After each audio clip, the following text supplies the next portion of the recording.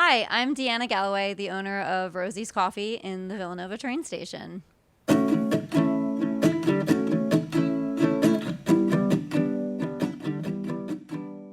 Rosie's has been a coffee shop or smoothie bar for at least the past 22 years. I have friends that went to Villanova that are in their early 40s, and it was a smoothie bar when they were here 20 years ago.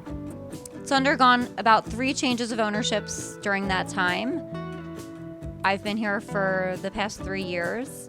The building itself is over 130 years old. It is a designated historic landmark.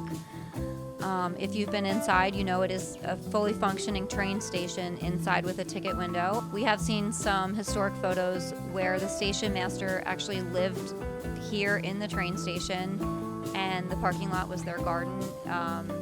So it has a really rich history, like a lot of this area of Pennsylvania. What I love about Rosie's is I'm from New York, so it kind of has like a New York City vibe as soon as I get off the train type of thing. And having the bagel, it just feels like home. So definitely my biggest plus when it comes to Rosie's. The workers are really nice, and they'll pretty much make anything you want. They have like personalized like smoothies and stuff like that, so they're really nice.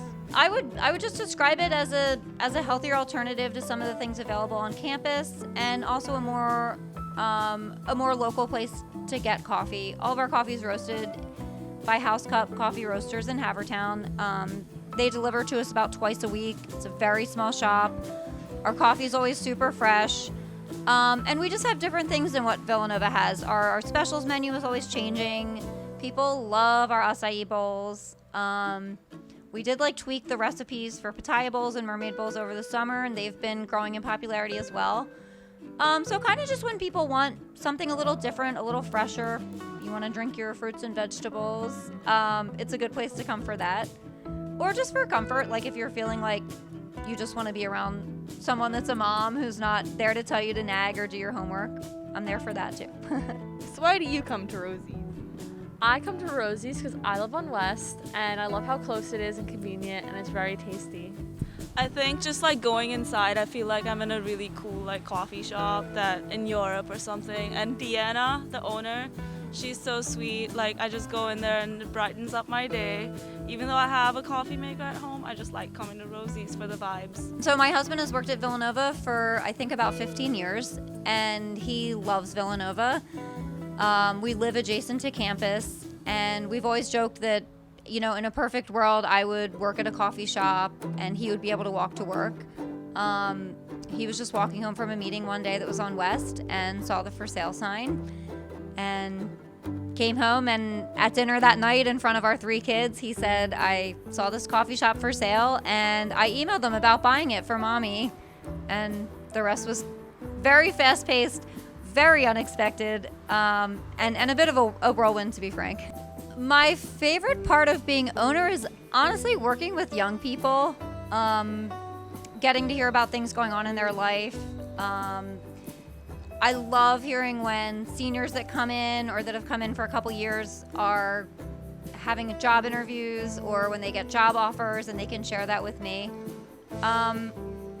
In terms of being owner, just getting to know the people, honestly.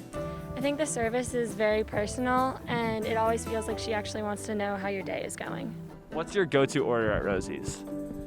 I always change my order. Sometimes I get regular coffee, and sometimes I get their specials because they always have really cool specials. But I would say just the regular Rosie's blend with a splash of oat milk and a pump of caramel. So the Rosie's over Holy Grounds. Oh no! You don't answer. I'm going through the client to answer that question. It's just nice to feel like part of the community. I live in this community. I'm very close to campus. My kids ride their bikes here. I walk and jog on campus when students aren't here. And it's just nice to be a part of it. It's just a positive place. I would say it used to play a more active role because we had seating and people would come here for small meetings, for studying, to have coffee with a professor.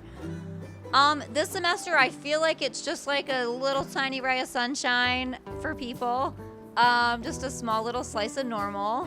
What is it like being a small business owner during COVID? And what are some of the challenges that you faced, and some things that you've had to change? I had a feeling you were going to ask that. Villanova's last day was Friday, March 13th, and that Thursday night, we received an email from the public schools that there was going to be no school the following day, and that kind of tipped us off to the fact that something very bad was happening. And so I came in Friday morning kind of knowing that was going to be the last day for a while. Honestly, everything that happened with COVID was just so unexpected and unlike anything we had planned for. But everything we had planned for was more individualistic. Like, what if this happens to our business? What if this happens to every small business in the state? So it has not been as horrible as we thought, because it is a big feeling of we're all in this together. Delaware County, which is where Villanova is located, has been very generous with giving out grants to small businesses, with providing assistance. And honestly, because our location is so small, our overhead is not super high, and we had been saving, and it wasn't ideal timing. It's been a slow rebuild, but it's also really made us realize that this is what we're happy to be doing.